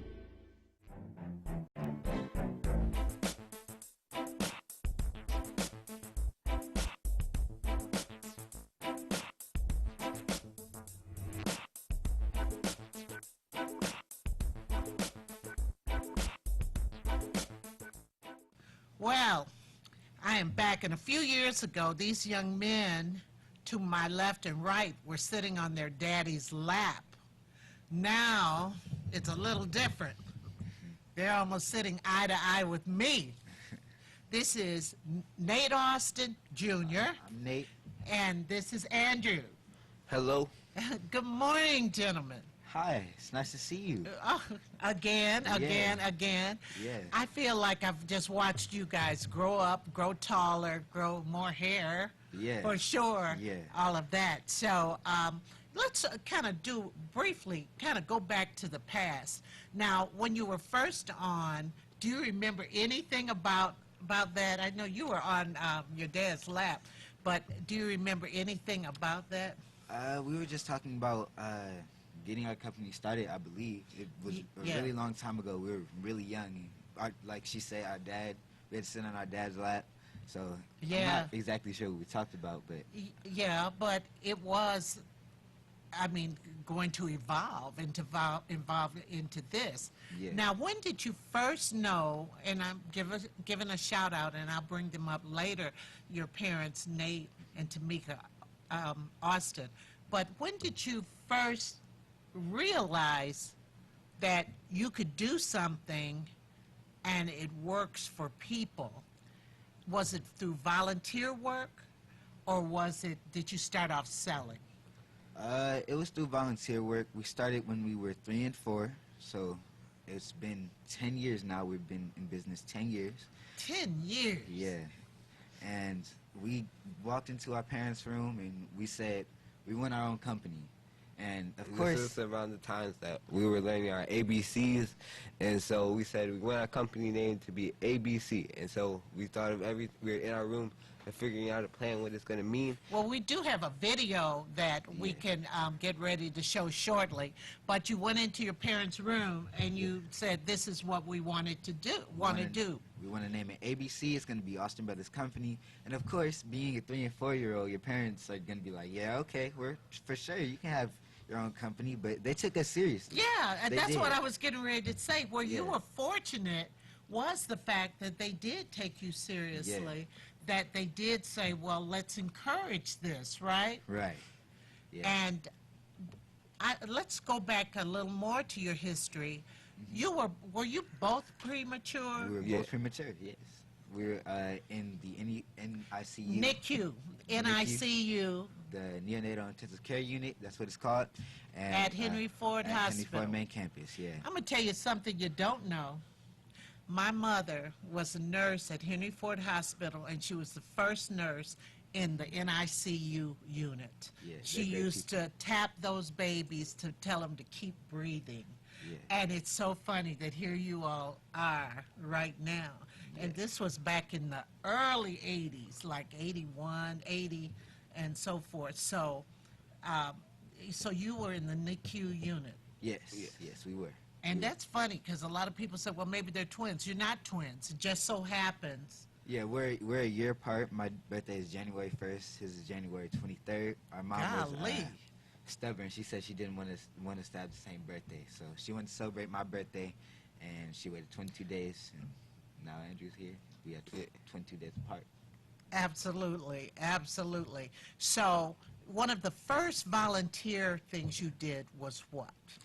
We did an online baby shower for a pregnant teen mom. She had absolutely nothing. She was homeless, and my brother and I wanted to get involved, and we just wanted to help her out. We raised over $500 in donations and resources. To help her out? Yeah, she was a pregnant teen mom, and she's doing great now. We just really? looking to get in connection with her, and everybody needs that little leg up. Sometimes that leg up. Don't you agree, Andrew? Yeah. And you know what I love about this is Andrew has had his health issues too, and he's kept it moving. Isn't that right? Tell us about I've had some problems with my nose and with nasal. With my nasal passages, and it's been a struggle, but I'm still here, and I'm gonna be able to do what I do because I love to do what I do. Right, right. So you had that online baby shower, and you were able to help that young lady. What was next? We did a few little things throughout the years. We didn't start business full-time till 2015. So throughout the few years that we weren't doing business full-time, we did a harvest festival. Now, what was that? Basically, people came out to St. Martin's Church, I believe, and it was like a little concert. I don't remember too much about it. We were really young, but that was some of the little things that we did. We helped our parents out with that one. Right, right. And I remember coming to an event at the Southfield Civic Center that you all did too, and you had singers and Oh yeah, all of that was that. our benefit concert, and I believe that was in 2015 too. That was in 2017. 2017. Yeah. Wait, was it 2017 or 16? I think it might have been 16. 16. It was 16. I Yeah. remember 2017. And then you were taking baskets. I think we have a video that shows some things. So if we could get that on the video, and we also have some pictures also. Well, these two certainly look the part, don't they? This is Nate, he's 11. This is Andrew, he's 10. And they own their own company, but it's not for profit. It's to help other kids. They did that. Success to us is when we see what's inside of our mind materialize on the outside. Success requires accountability and responsibility. Your imagination will unlock your doors to wealth. There's power in our words, and there's power in our minds. We speak to situations that seem beyond our control. Let your faith take you someplace. Faith is now, and the time is now. It's not about what you lost in the past, or what you think you will have in the future. Faith is about what you have left in your hands. So let's do this. You can't let fear stop you. The purpose of fear is to stop you, make you immobile, and make you stagnant. We have the power and the authority to evict fear. Your dream has to be bigger than your fear. Opportunities are everywhere. It's just that we're not prepared. When opportunities present themselves, that's not the time to be getting ready. You have to be ready. Preparation plus opportunity equals success. So the question is, what's in your hand right now? Great, great, great, great. There's a little video history, Yeah. a little video history. And while we're talking, maybe we could, some pictures can come up while we're talking. But as you see in the big basket, there's some of the photos too. Now you go out to schools also, don't you? Yeah. Tell us about that, Andrew. And so one thing that we do is the back school supply drive, and that's where we donate school supplies to Great Start and Head Start programs and schools that are in need, so that children don't feel left out and they don't feel singled out. And the reason we do this campaign is, I'm just going to expound a little bit more. The children, if they don't have anything, let's say they go to school with a plastic bag and broken crayons and broken pencils. We don't want them to feel left out. We don't want them to feel insecure, self-conscious, insecure. So my brother and I try to get involved with that cause, and we try to get involved as best as we can. So we donate school supplies, we give it to the principal, and the principal can distribute it in whichever way they need to. Oh, that's a good idea. And you've had drop sites, right? Drop spot kids. Drop spots. We put them in salons, barbershops, boutiques. And drop spots are where we take a case and we give it to these locations, and we allow them to collect school supplies and whatever we may need for our campaigns, and we just pick it up by the time that we need it. Yeah, and then we deliver it to the schools. Wow, that is great. Now, everybody, you think that was something. Look at this. 2 books. They're both, well, one's a first edition. I think one's a second edition. Yeah. Parenting. For 2 young men to write a book about parenting, you may say, how they know? You know, but this is according to Nate and Andrew. Yeah. And tell us why you decided to do this. Well, we decided to write this book, Parenting According to Nate and Andrew, because it's the best way to show parents how to parent is by the child's perspective, because you don't know how to parent unless you have a child, so the child knows what works best for them. Whoa. Yeah, what works best for them could be an ice cream cone every day. Yeah. No, I think maybe you're merging when you say what is best for them. But being able to, now you all have had a successful parental relationships. The reason we wrote this book is because we had a workshop for parenting, and everyone always asks our parents, how do they get us? They always respond, they were just sent here like this. We just try not to mess them up. Right. And these are tips that help our family work cohesively. And so we put it onto a book. We're doing a workshop about parenting. And so we gave the parents tips about what works for us and how they can apply it to their life. Right. What Andrew said was a part of the book-making process, but that's not the whole story. I knew it, because the one thing I admire about you and your parents are your communication skills. And something you have here can really, this chapter 2, build your child's confidence preparation. I mean, building a child's, you know, instead of a lot of times parents have a tendency to always criticize their children. Yeah. And when their children do something right, sometimes they don't say anything. Isn't that right? Yeah, yeah. So what do you try to encourage parents to do? Just look back, reflect on things that your child has done, just great accomplishments. Our parents always, when we have great accomplishments, they take us out to get ice cream, or we make a Boston ice cooler. cream. Yeah. So they always make sure that we know that they care for us, that they appreciate everything that we do, and that they're not taking it for granted. And, Right. Now, there's the ice cream. There's the ice cream. There's the reward. But here's the other thing. Parents need to think back on when they were children, don't you think? Yeah. And the things that work best for them, too, don't you think? Yeah.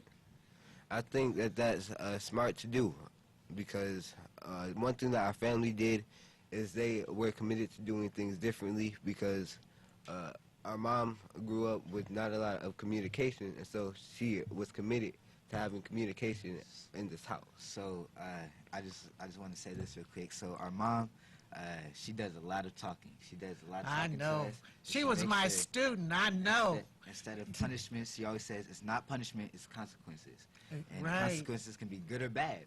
So she always makes sure that we know. She always talks to us. She always makes sure that we know if we did something wrong, what we did wrong. She doesn't just get a belt. Or she tried that, but we hid the spoons from her. So you hid the what? She used to use spoons when we weren't acting right, but we ended up hiding the spoons and they never found them. So they ended up resorting to communication. Yeah, I know. I remember leaving the house, going to the store. I was mad at my mother, and I was younger than you. I was about maybe 9 or 10, and I slammed the door, and she came and opened the door and yelled out to me, "Wait till you come back." And so when she said that, I said, oh my God. I came back, but I sneaked into the house, and at the time I had piano lessons, so I put all these piano books up my sleeves and up my arm to protect myself in case for the whooping. And she never did. I sat on the couch like this, waiting for, but never got it. Never got it. My mother believed in punishment. You know, she really, really did. Yeah. And I think that this is important to parents. It really, really is, because, you know, you shouldn't be afraid of your parents. Yeah. We like to think of our parents as our sisters and brothers in Christ, and we try to communicate as much as we can and talk like friends instead of... One thing that they do is they do a good job of letting us know when they have to use their authority to, like, help us. I can't think of the right word. Resolve issues. We have a few issues. Me and my brother have a meeting of the minds. That's what we like to call it. And instead of them taking sides, what they do is they talk to us individually. They talk to us like friends and say, well, what's the issue? What's the issue here? What happened? How can we make it better? You know, and they talk to us like they're our friends, and so we look at our family as our friends. Well, this book is part of your business. Yeah. Now let's talk about Crystal. Crystal, this is our mom's service dog. She has a service dog. She has type 1 diabetes, and we are writing a book. There's a book in development. It's called Life, Me, and T1D. It's a book. It's an educational book from the standpoint of the service dog. because our mom has a service dog named Crystal, and she And we experiences went to- everything with our mom. And we want to help inform people about type 1 diabetes and how it's not the same as type 2.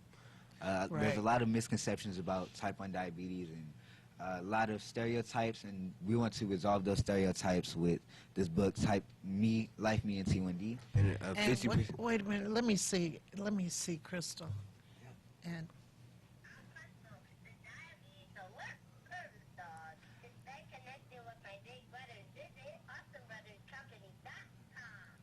see, Crystal talks. Now, you don't always find this anywhere, everybody. Yeah.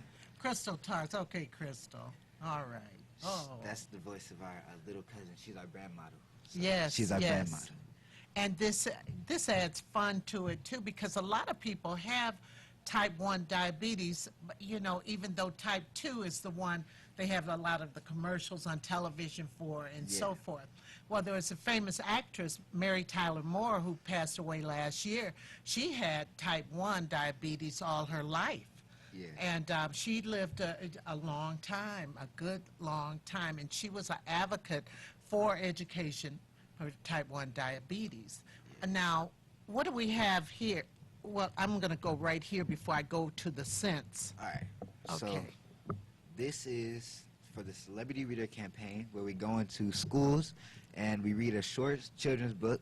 We're looking to read Life, Me, and T1D to the kids, but we read a short children's book, and then we leave them with some candy, a teddy bear, and a blank book like this one. And we tell them to write us a little story about the teddy bear, and then just write a little story over the holiday break. We usually do this over winter break. Right. And just a short story, and then they send it all in. They send all the books in from the class, and then we publish it. We're looking to publish it, and then send it to schools for the PTA to distribute it. And This is great. This deals with literacy. I mean, that's a big component, literacy, being able to read, being able to express, and so forth. This is great, and plus they have Hershey's chocolate. Yeah. I love that. I love that. Now, let's talk about, now who is this? That's also for the Celebrity Reader campaign. That's one of the teddy bears that we give out. This is just a prototype, just little bears. We usually give out the big bears. I just want to give a shout out to PetSmart.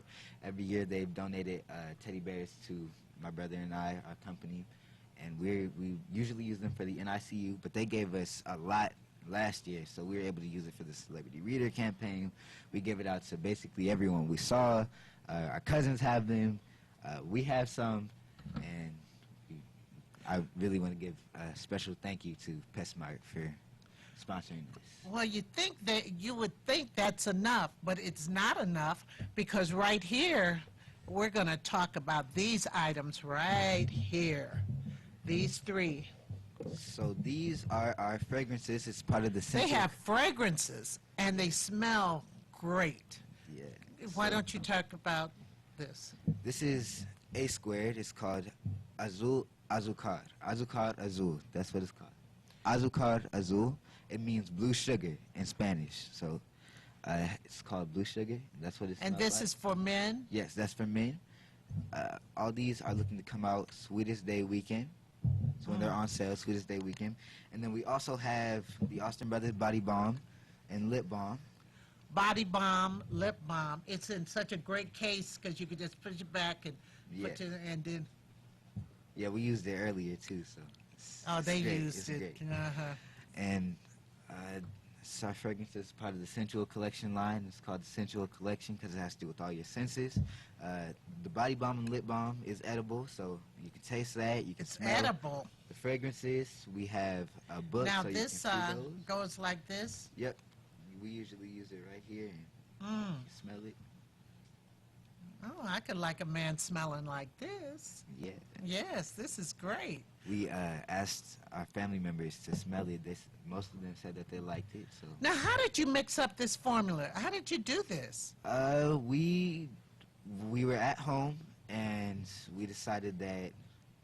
So we're homeschooled this year. I just want to let everyone know. Right. I was going to bring that up. And we were doing chemistry. So we're working on chemistry, and so we decided that. Let me back it up a little. So in 2014, we decided to make a fragrance called Austin Brothers Cologne. And then in 2015, the lady who makes the fragrance passed. And we've always been trying to recreate that same fragrance, and we never could because it was just so unique.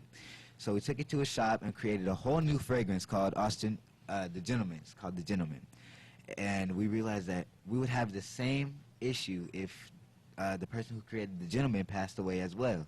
So we decided, all right, let's take it into our own hands, know the own recipe of our own products, and we decided to make blue sugar, Azucar Azul, A squared, S squared, Austin Brothers body cream, Austin Brothers body balm, Austin's buttercream. There's a lot of other fragrances, and these are just those are for men. Yep, those are going on sale. Just leave us out. But that's okay. I think you'll come around to doing something for the ladies. Yeah, eventually. we have fragrances for the ladies. Right now we're just showcasing the men fragrances because we have a date as to when these are coming out. These are coming out, so we just stay weekend. Now you brought up something because I do know others who are homeschooled. Do you like being homeschooled? Yes. Yeah, it's a unique experience. It's very interesting. You tell me what you like about it, and then I'm going to ask you. I like that we're able to get out of bed, wash up a little, and then just go sit down at a desk and work. It's not very... It's structured, but it's not like school structure, like regular school structure. We're able to go outside between classes as we switch classes, and we get to study the things that we want to study. So if we want to study more about our business, more about entrepreneurship, philanthropy, we can. We have that option because there's not a curriculum. We create our own curriculum, and it's very unique structure, but not school structure. You can study whatever you like. Right.